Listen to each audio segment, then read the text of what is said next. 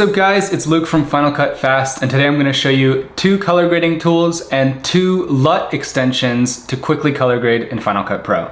The first tool I love to use is called HDR tools. So you can go ahead and search that in the effects bar. It's a default tool in Final Cut Pro, and just drag that on any clip.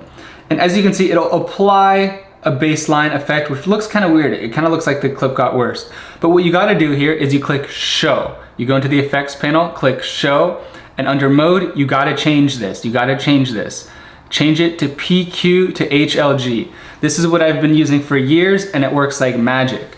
And from here, you just slide this peak brightness unit all the way up. In some situations, you might wanna keep it at default. It might look better, but in most situations, you can slide it all the way up, and then mix adjusts what percentage of brightness or how much it will mix with the actual video. So usually, you could do max out, but in some situations I usually like to keep mix at about 50 if this blows up the brightness too much, or if I want a really contrasty image, I drag this back down to kind of the default. But for this situation, I can just drag them both at max, and look how awesome that looks. I can turn this effect on and off with this checkbox and compare and contrast how much more color information I got just from that one simple default tool. Normally, we're in the video inspector panel right here highlighted, but the sneaky panels over here have a little bit more information.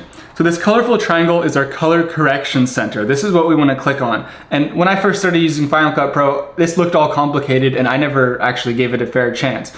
But it's pretty simple. All you gotta do is click this corrections drop down, and voila, you have this magical treasure chest of very fast and easy color correction tools. The most simple and powerful one is right here at the bottom, color adjustments. So let's click on that. And right here, we have a list of simple and fast sliders. We can adjust the exposure, we can adjust the contrast and the brightness. I love this tool because it's so simple and you have all the main features that you need in color correction. You can adjust the shadows manually, and look how fast we can see the updates. And go ahead and play with all these different settings. Brightness, saturation. This one just works like a charm. And if you want to reset, you can always click reset parameter, or if you want to delete all of it, you can click delete correction. After looking at the basic color adjustments, let's check out the hue and saturation curves. This one is a little bit more complex. It gives us a little bit more customizability. So as you can see, hue versus hue. What does that mean? It means we're going to select a certain hue, which is a color, such as the blue of the sky, and then we are going to adjust that color just like that. And you can play with this. You can select different colors and play with different curves. We also have hue versus saturation, which is kind of similar, but instead of changing the color, we're gonna be changing the saturation of the selected color. So let's go back to the blue, and we can change the saturation level specifically of that blue. Follows a similar interface. And these other tools are very, very similar, just changing the specific settings of specific colors. And don't forget this little eyedropper tool. That's how I'm selecting the colors. So if you ever need manual selection, this hue and saturation curves is the place to go. Another way to manually select colors is to click this little actual top left button and manually select the colors from here. Next tool we're gonna get into is colored curves. So color curves is very similar. You can play around with it. I don't love this one so much because it doesn't give you much practical results unless you're like a super specialized color grader who needs these nitty-gritty things. But for the most part, you can get all that you need to get done with the first 2 we went over. So color adjustments and hue saturation curves. This color curves panel is meh. Next one, color wheels. This one's pretty useful. It looks a little bit more complex. You can put your DaVinci Resolve goggles on and pretend like a professional color grader, but in reality, we don't need it. We don't need that. This has everything we need really fast.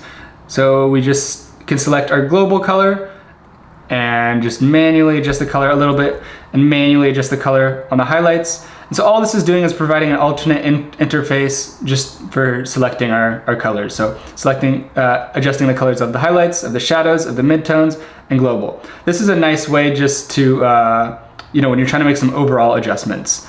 The useful part of this, I would say, is this temperature and tint are very nice. So right below here, you can adjust the temperature and the tint of the image. Beautiful, beautiful. And overall hue if you really want to do that. And you can go into the nitty-gritty shadows and highlights down here. But the main feature of this color wheels is the temperature and tint from my experience, and being able to adjust the overall colors. So next one after color wheels, the last one is this main color board. And I really don't like this main default color board they have, because they let you just adjust the overall basics of exposure, of the white means the highlights, of the midtones, and the black means the shadows. But I honestly don't find it very useful. You can do the same thing, adjust the overall saturation of the highlights, midtones, and shadows, and same thing with the color. I think it's a less effective version of the first two color correcting tools. So next, I'm going to show you my two favorite fast and simple LUTs by Motion VFX. So I just typed in LUT right here to search for the LUT extension. This first one's called Custom LUT. I'm just going to drag it on, and now I'm going to go select my custom LUT. Doorway, spell, or variant. These are the 3 default LUTs that come with this plugin. Super fast and simple way to start playing with LUTs. They're not gonna look amazing because this is outdoor footage, and I've applied these to lots of different ones, and these 3 specifically look best for indoor footage. But for the sake of introduction to LUTs, this is a great 3 default LUT templates to get you started. So the second custom LUT preset extension I like to use is MLUT by Motion VFX. We're gonna slap this on, and right in here, we can go to LUT presets right here. We're not gonna go to load custom LUTs because you can integrate loads of online purchase LUTs from the internet, but that's all gonna take time. And the point of this is we want fast. And so that's why we got this preset, is that this preset gives us a bunch of actual LUTs we can play with. We don't have to go scouring the web. It already gives you about 50 or so to play with. That's enough. It's a slippery slope going down the internet and looking for all these extensions, looking for all these this and this and this and this. I've been through it all. This is to cut you time, save you time.